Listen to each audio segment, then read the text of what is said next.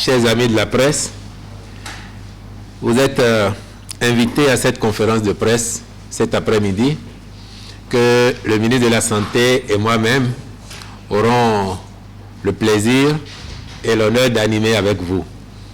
Vous avez noté que au cours de sa séance de ce mercredi 1er septembre 2021, le Conseil des ministres a pris un certain nombre de mesures hardies en réponse à la persistance de la pandémie de Covid-19 dans notre pays, comme dans la plupart des autres pays du monde. Des mesures fortes, ai-je dit, qui peuvent appeler interrogation, qui peuvent appeler clarification. Vous avez noté en tout cas que pour certaines catégories de personnel d'agents, le gouvernement a été jusqu'à décider de l'obligation de vaccination. Et pour d'autres, une forte recommandation, sans oublier les autres mesures qui accompagnent celles que je viens d'évoquer. La question de la pandémie elle-même, autant que les mesures qui ont été annoncées hier, font l'objet de préoccupations, d'interrogations, je dirais même, et vous le savez, de développement de théories complotistes ici ou là, tendant à décourager les populations, à faire croire que la pandémie de Covid-19 n'existerait pas, à faire croire que les vaccins ne seraient pas efficaces. Et parfois, nos populations succombent à ce genre de théories. Voilà pourquoi le ministre de la Santé est disponible cet après-midi pour répondre à toutes les questions que vous voudrez bien, au nom de nos populations, porter à son attention ici. Ce que je voudrais savoir, monsieur le ministre, c'est-à-dire, qu'est-ce qui est à la base de cette résistance-là? Parce que c'est quand même une maladie, une pandémie qui fait des ravages, des morts, des centaines de milliers de morts tout le temps, au quotidien. Et nous voyons un peu ce qui se passe au-delà de nos frontières, et également au Bénin depuis la résurgence de cette maladie-là. Mais voilà qu'on trouve une solution pour quand même finir avec ce mal-là. Et on constate que dans le rang de la population, il y a cette hésitation-là à aller vers cette solution-là.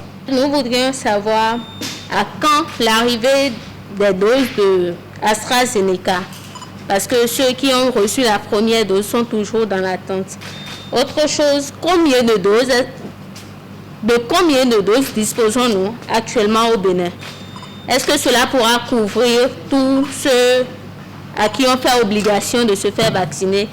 Et ma dernière question, une personne guérie de la Covid doit attendre combien de temps avant de se faire vacciner? Bonsoir à tous, chers amis de la presse.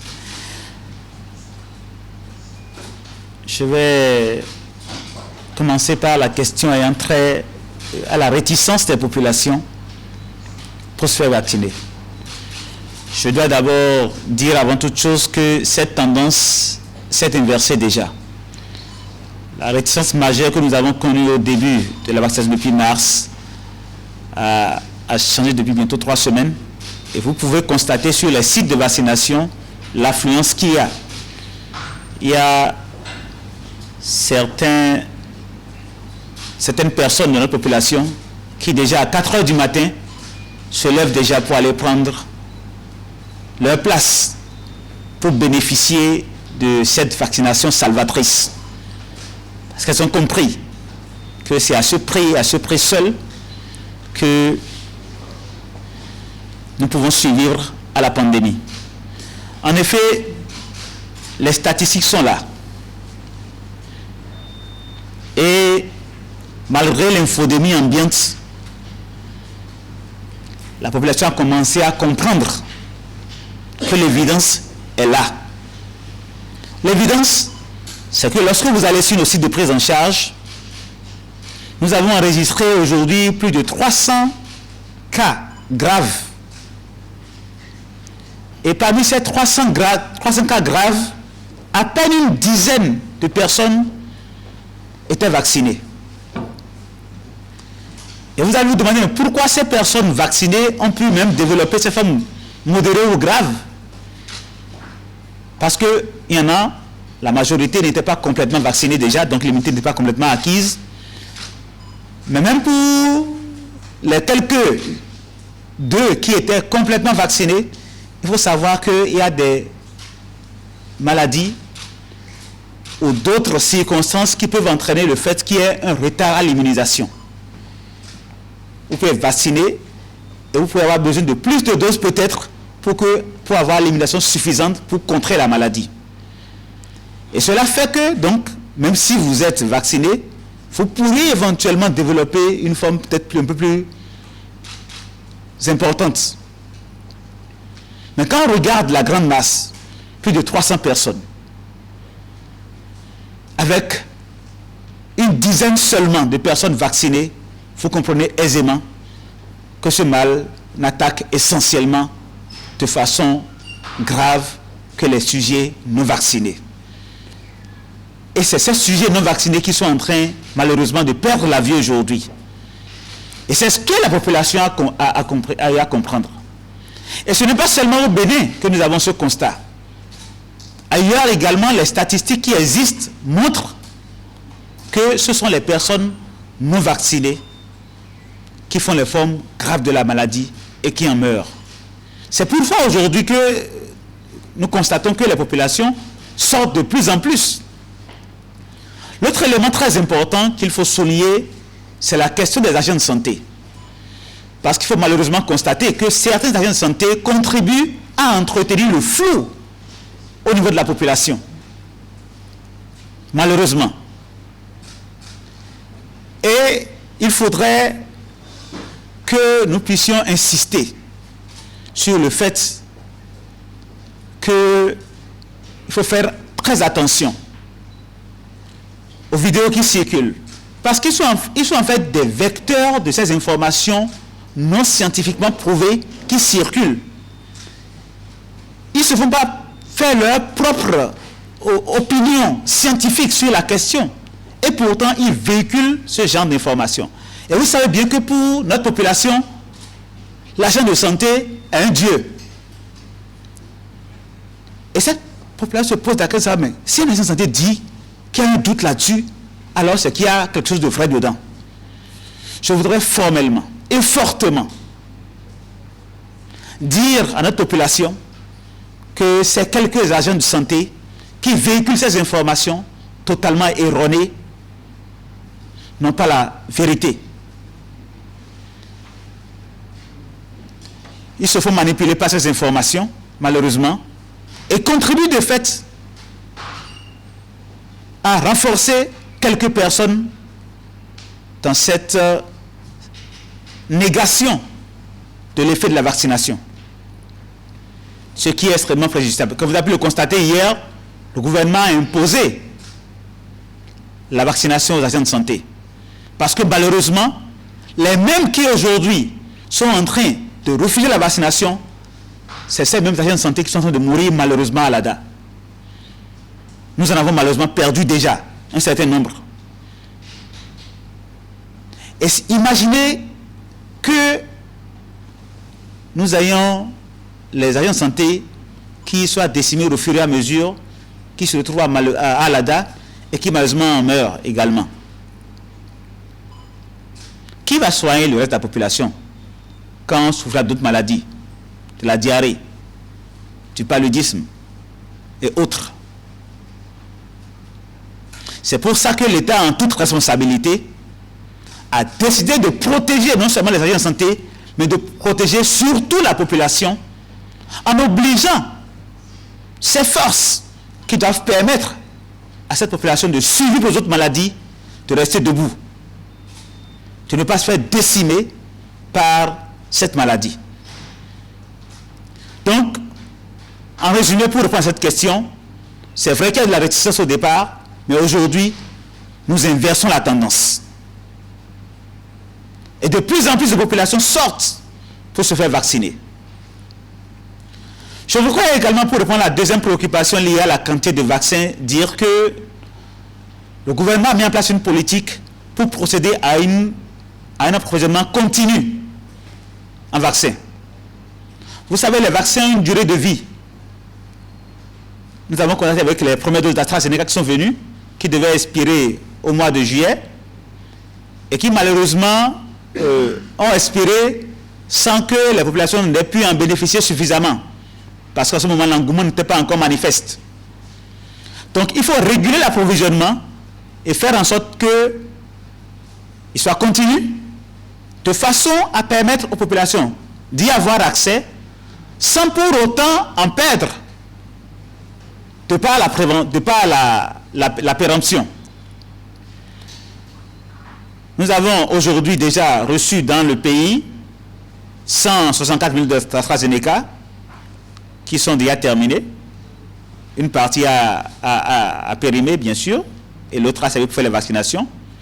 Nous avons reçu également 203 000 doses de Coronavac, le vaccin chinois, et tout dernièrement 324 000 doses du vaccin Johnson & Johnson. Et c'est ces vaccins que nous utilisons actuellement pour vacciner la population. Il en reste encore. Nous venons de vacciner environ 160 000 personnes dans le pays.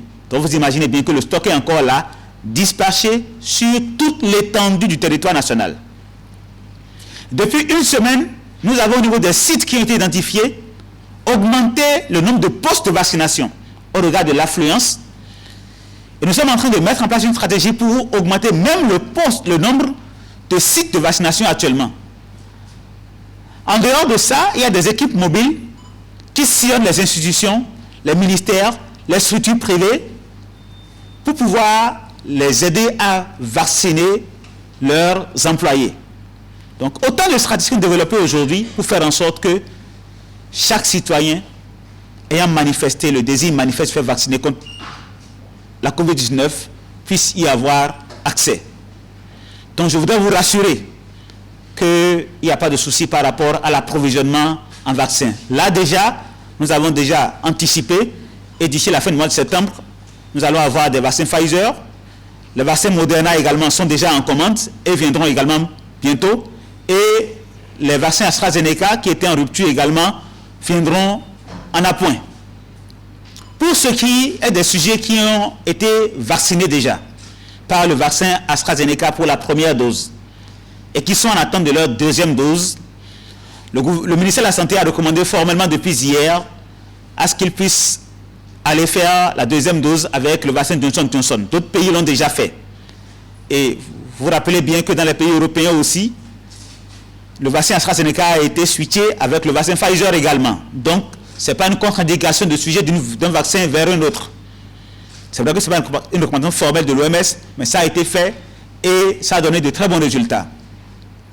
J'ai eu la grave surprise d'avoir un résultat aujourd'hui d'un test pour vérifier l'immunité de quelqu'un qui a fait vraiment ce switch-là et qui avait une très très forte immunité par rapport à la COVID-19. C'est-à-dire que c'est une stratégie qui est payante. Donc, les personnes qui ont reçu la première dose AstraZeneca peuvent aller faire l'autre type de vaccin, soit le vaccin ARN ou le vaccin Johnson & Johnson pour continuer leur stratégie vaccinale. La personne qui est guérie déjà, en fait, au départ, on se disait cette personne a une immunité qui est déjà acquise, qui lui permet, au départ, on avait dit 6 mois. Au départ, on allait jusqu'à 6 mois. Et puis après, ça a commencé à changer. Mais dans l'expérience quotidienne que nous vivons, il y a des personnes qui, à peine guéries, ont été vaccinées et qui ne développaient rien de particulier. D'accord? À ce jour, il y a des personnes qui ont fait leur Covid, parfois des Covid asymptomatiques, sans aucun signe, et qui se sont fait vacciner et qui n'ont absolument rien développé. Donc, de façon réglementaire, il n'y a pas une indication formelle pour dire c'est telle période qu'il faut attendre ou telle autre. Nous recommandons au cas par cas à ceux qui en font la demande ce qu'il faut faire par rapport à la vaccination. Donc, j'invite les populations qui sont dans ce cas à se rapprocher des sites de vaccination et pour se faire orienter pour qu'ils puissent savoir ce qu'il faut faire pour leur dose de vaccination. Ce qui est important, c'est que lorsque vous allez pour n'importe quelle vaccination, que ce soit la méningite, la polio ou autre, et que vous êtes malade déjà, vous avez des signes, on ne vous vaccine pas. Si vous avez la fièvre, vous avez autre chose, on ne vaccine pas dans ces conditions, on diffère, et c'est quand les signes là disparaissent qu'on fait la vaccination. L'obligation vaccinale pour les agents de santé, aussi bien du public que du privé. Le service public de la santé est essentiel dans la vie de tout État. Et le devoir du gouvernement, c'est de faire en sorte que la continuité de ce service public de la santé soit assurée. Pour que les populations béninoises, qu'elles aillent dans les centres de santé publics ou privés, qu'elles aient du personnel qualifié, disponible pour les prendre en charge. Le ministre vous a dit, et il n'a pas insisté sur les chiffres, mais je peux vous dire que au jour d'aujourd'hui, sur l'ensemble de ce personnel, secteur public, secteur privé confondu, nous sommes à 38% de taux de vaccination. Ça veut dire qu'il y a encore 2 tiers qui ne sont pas vaccinés. Si une hécatombe survenait dans ce secteur-là, vous voyez le déficit criard de personnel qualifié qui se créerait, et donc le défaut de prise en charge de nos populations s'imposerait à nous. La responsabilité du gouvernement, c'est de faire en sorte d'éviter cela. Et pour être terre à terre, prenons quelques exemples. Je suppose que tout le monde ici est croyant.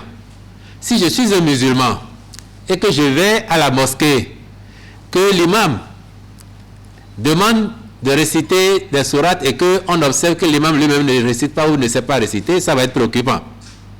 Si je vais à l'église et que le père célébrant, au moment de donner la communion à tout le monde, lui-même ne prend pas, on va s'interroger sur pourquoi lui-même ne communie pas et il donne aux autres. Si je suis habitué à acheter à manger chez un vendeur du quartier ou du coin et j'observe cette personne sur des jours, je vois que la personne même ne mange pas du tout ce qu'elle vend, ça va être préoccupant, non? On doit s'interroger. Mais comment expliquer cela? Voilà pourquoi, au-delà de l'importance qu'il revêt dans le dispositif étatique et dans le maintien de la continuité du service public de la santé, les agents de santé devraient également constituer des exemples pour les populations. Le ministre vous a dit qu'on les perçoit parfois comme des dieux. Et donc, s'ils donnent l'exemple et qu'ils montrent aux populations qu'en réalité, les dangers qu'on leur brandit, qu'on fait planer devant eux, n'existent pas, ne sont que des inventions, les populations se sentiraient davantage en confiance. Quoique la dynamique ait été inversée déjà, comme on l'a relevé, et vous l'avez tous constaté si vous avez été dans les centres de vaccination, quoique cette dynamique initiale ait été inversée, l'ambition du gouvernement, ce que nous recherchons, c'est de maintenir l'engouement actuel pour que, à terme, toutes les populations cibles de chez nous se soient vaccinées et que nous ayons atteint un certain niveau d'immunité collective qui permette que la vie se déroule plus ou moins normalement dans notre pays. Merci. Sur la question des vaccins reconnus pour les voyages, je dois dire aujourd'hui que dans l'espace de l'Union européenne et aux États-Unis, il y a un certain nombre de vaccins qui sont reconnus. Évidemment, les vaccins ARN Pfizer et Moderna sont reconnus. Le vaccin Johnson & Johnson est reconnu à l'international. Les vaccins qui ont posé problème par rapport à ce que nous avons, ce sont le vaccin AstraZeneca fabriqué en Inde, du nom de Covishield, et les vaccins chinois, notamment le vaccin Coronavac que nous avons au Bénin. Il faut comprendre que la reconnaissance est liée en fait à l'homologation donnée aux vaccins dans ces pays. Et au début, le vaccin Covishield, n'étant pas administré au niveau de l'espace, notamment de l'Union européenne, n'avait pas encore bénéficié de cette étude pour une homologation dans cet espace. Et quand il s'est avéré qu'il fallait le faire, toute la documentation nécessaire, toutes les études nécessaires ont été faites. Et aujourd'hui, ce vaccin est reconnu dans l'espace de l'Union européenne. Donc ça a duré un temps, certes, mais ça a été rapidement réglé. Pour ce qui est des vaccins chinois, notamment le vaccin Coronavac, Le processus est également en cours. Et nous espérons également que dans les tout prochains jours, que ce sera également homologué et que ceux qui ont été vaccinés avec ce vaccin Coronavac pourront également avoir accès à l'espace de l'Union européenne sans problème. Donc, en fait, progressivement, la question de l'homologation des vaccins pour avoir accès aux autres espaces est en train d'être réglée. Et je pense bien qu'aujourd'hui, à part ce vaccin, le reste des vaccins qui ont été administrés au Bénin ne pose pas de problème pour les voyageurs. Je voudrais vous rassurer de ce que, effectivement, en édictant ces décisions, le gouvernement a bien pensé l'aspect mis en œuvre. C'est pour cela que, par exemple, pour les manifestations autorisées qui nécessitent la présentation du pass vaccinal avant d'y assister, la responsabilité des organisateurs sera engagée. S'il y a un contrôle et que l'on voit qu'à une telle activité, une telle manifestation, il y a des participants qui n'ont pas le pass vaccinal, l'organisateur ou les organisateurs seront invités à en répondre. Puisqu'il leur appartiendra, ayant pris sur eux la responsabilité de tenir une activité autorisée, donc ayant obtenu les accréditations qu'il faut, de sensibiliser leurs cibles pour leur dire ni entre ou n'y participent que ceux qui auront montré leur passe vaccinal. Pour les autres mesures qui ne nécessitent pas le passe vaccinal, obligation de port de masque, respect de la distance de sécurité sanitaire, la sensibilisation quotidienne va se poursuivre. Les forces de défense et de sécurité, les forces de l'ordre, en un mot, sont également instruites là pour veiller dans les espaces publics au respect de ces mesures. Et donc, à l'improviste, vous pouvez tomber sur les forces de l'ordre. Ne soyez pas surpris de les voir. Elles seraient en ce moment-là en mission pour nous protéger tous en veillant à ce que les mesures édictées en vue d'assurer la protection sanitaire de l'ensemble de la population soient respectées. Et je vous entends me dire, il y a sans doute des lieux où ce sera compliqué à faire parce que si on va dans un marché où il y a 10 000 personnes à la fois, comment procéder? C'est pour ça que la sensibilisation se poursuit. Et les services du ministère de la Santé, comme cela a été fait par le passé, sont également en alerte pour engager des discussions circonstanciées avec des cibles particulières afin de les exhorter, de les sensibiliser au respect de ces mesures. Il va sans dire que c'est un travail de longue haleine et nous ne devons pas faiblir dans la vigilance, nous ne devons pas non plus baisser la garde. Et donc tout ce qu'il sera utile de faire pour faire respecter ces mesures-là, le gouvernement y veillera, les services compétents étant instruits pour ce faire. Pourquoi signer une fiche de consentement avant de se faire vacciner? Est-ce que l'interdiction des manifestations à caractère religieux veut dire fermeture des lieux de culte? Merci. Pour ce qui concerne le formulaire de consentement, vous savez, si vous avez eu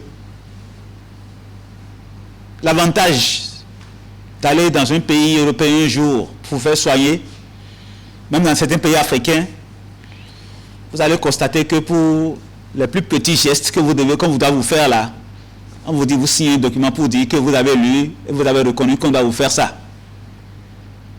Puis encore pour une tendance chirurgicale. Vous dites, oui, j'ai lu, on m'a expliqué tout ce qu'il y a dedans et c'est en toute connaissance de cause que j'accepte de le faire. C'est ça la pratique médicale. C'est ça qui devrait être. Et nous sommes sur la voie avec les réformes que nous avons eu à mettre en place au niveau du Bénin, avec la création de l'autorité de régulation du secteur de la santé, des conseils et autres. Nous sommes sur la voie pour mettre en place ce dispositif pour que désormais l'administration de soins de qualité repose également sur le consentement libre et éclairé de celui qui reçoit les soins. Que cela se fasse vraiment de façon à grande échelle aujourd'hui pour le vaccin, c'est bien, mais rassurez-vous, cela se fera désormais demain pour tout geste. Le médecin qui veut opérer quelqu'un, il faut que la personne qui doit être opérée puisse dire « Oui, il m'a expliqué l'intervention. Il m'a expliqué que quand on fait cette intervention, on peut développer telle complication, telle complication, telle complication. Mais que le bénéfice que j'en tire est beaucoup plus important parce que je ne mourrai pas de la maladie qui m'a amené là. Mais qu'il y a des risques. Que l'anesthésie qu'on va me faire a des risques également. C'est cela la normalité. Nous avons érigé un système anormal qui aujourd'hui se retourne contre nous. Et parce que nous avons sorti, pour une fois, le formulaire de consentement pour dire aux gens, on vous explique ce qu'on doit vous faire. On communique avec vous, on vous donne l'information. Et en toute responsabilité, vous prenez votre décision. C'est ça le formulaire de consentement que nous faisons signer. Et puis après ça, on dit que vous n'attaquez pas l'État, mais ça n'empêche pas que l'État a mis en place un dispositif. Tous ceux qui ont pu présenter ne serait-ce qu'un petit effet secondaire lié à la vaccination ont été pris en charge totalement et gratuitement. Imaginez que nous soyons 100 000 vaccinés et que les 100 000 décident demain d'intenter un procès à l'État pour dire oui, quand j'ai fait la vaccination, j'ai eu mal au bras. Quand j'ai fait la vaccination, j'ai eu mal à la tête. Quand j'ai fait la vaccination, je me suis senti fatigué. C'est réel pour certains. Mais est-ce pour autant qu'on va faire perdre de temps à l'État, de l'argent à l'État? Je pense qu'il était licite que nous puissions mettre des garde-fous. Cela n'empêche nullement l'État, aucunement l'État, de prendre en charge entièrement au cas où il y aurait des effets secondaires. Tous les médicaments peuvent avoir des effets secondaires. Donc c'est dire que le formulaire de consentement ne doit pas inquiéter du tout. Je voudrais rassurer les populations que c'est la normalité. Et c'est comme ça que désormais nous allons faire les choses pour l'administration des soins. Que vous vous sentiez responsable de ce qu'on vous donne également comme soins. Vous voulez savoir si la suspension des manifestations à caractère religieux signifierait fermeture des lieux de culte? C'est non. Et c'est bien non. Pour rassurer et rassurer nos compatriotes. Vous avez dû noter que le gouvernement s'emploie à faire les choses avec beaucoup de méthodes, beaucoup d'à-propos. C'est vrai que par le passé, on a été jusque-là. On ne maîtrisait pas encore du tout alors la pandémie. On commence à la connaître. Et on se dit qu'il ne sera pas utile d'en arriver là maintenant. Parce que entretenir la foi pour les gens, ça vaut autant que d'aller à l'école. Ça vaut autant que de bénéficier de soins de santé de qualité. Ce qui est par contre visé, ce sont les manifestations publiques qui rassemblent du monde. Par exemple, si vous allez organiser un pèlerinage avec 10 000 personnes, 20 000 personnes, et vous savez très bien que vous ne pouvez pas vérifier la disponibilité du pass vaccinal pour chacune de ces personnes, cela rentre dans la catégorie des manifestations religieuses. Vous avez été attentif et vous avez noté que en interdisant les rassemblements festifs sur les lieux publics, y compris les plages, vous avez vu, on a ajouté l'adjectif public. Par contre, si vous devez entrer dans un lieu de culte où vous êtes maximum quelques centaines de personnes, les responsables de nos différentes congrégations religieuses sont assez outillés, assez responsables pour veiller à ce que les gestes barrières, les mesures barrières soient respectées. Au surplus, ils sont invités à sensibiliser leurs fidèles à la nécessité de se faire vacciner. Ma préoccupation, elle est celle d'un parent d'élève. Nous sommes pratiquement à la veille de la rentrée. et nos enfants sont restés tout le temps à la maison pendant les vacances. Ils doivent reprendre. Et voilà le contexte sanitaire dans lequel nous sommes. Qu'est-ce qui est prévu pour mettre nos enfants en sécurité? Surtout que nos enfants ne sont pas appelés à vacciner. Comme vous le savez, le gouvernement, depuis le début de cette pandémie, a eu à gérer de façon vraiment pragmatique les classes de nos enfants. Et des recommandations avaient été faites déjà et sont toujours d'actualité pour le déroulement des classes en ce qui concerne le moment du port de masque et de retrait de masque par les enseignants. Et c'est toujours d'actualité. Ça ne change pas.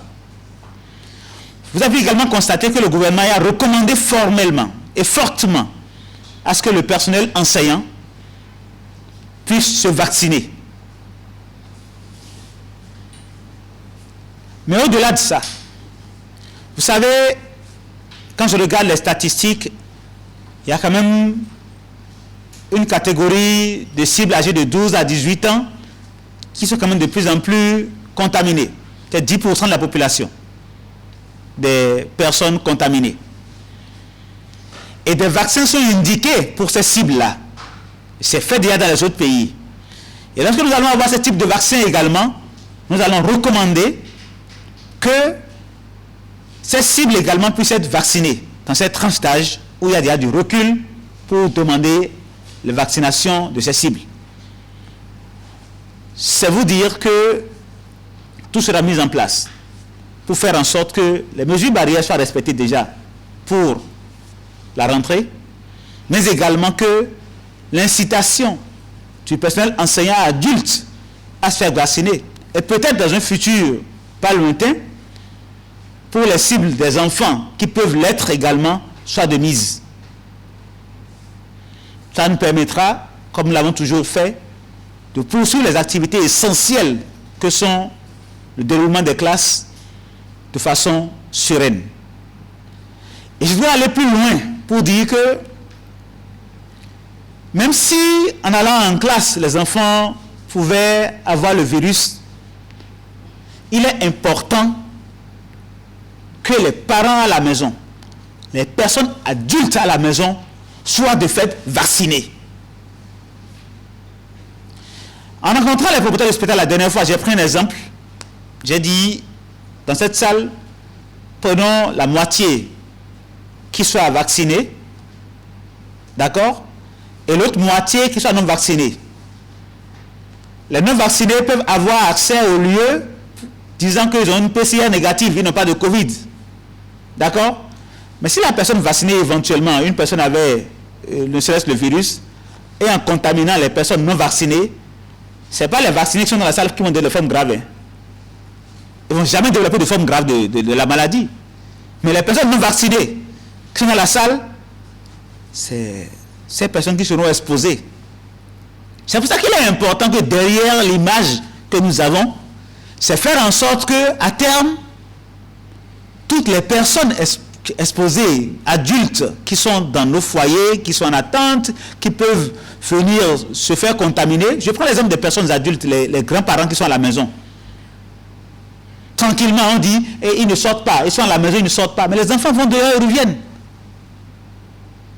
Il est indispensable que ces personnes adultes soient vaccinées.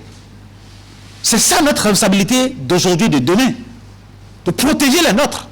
J'insisterai sur la nécessité pour chacun de nous de sensibiliser, de contribuer à convaincre nos compatriotes.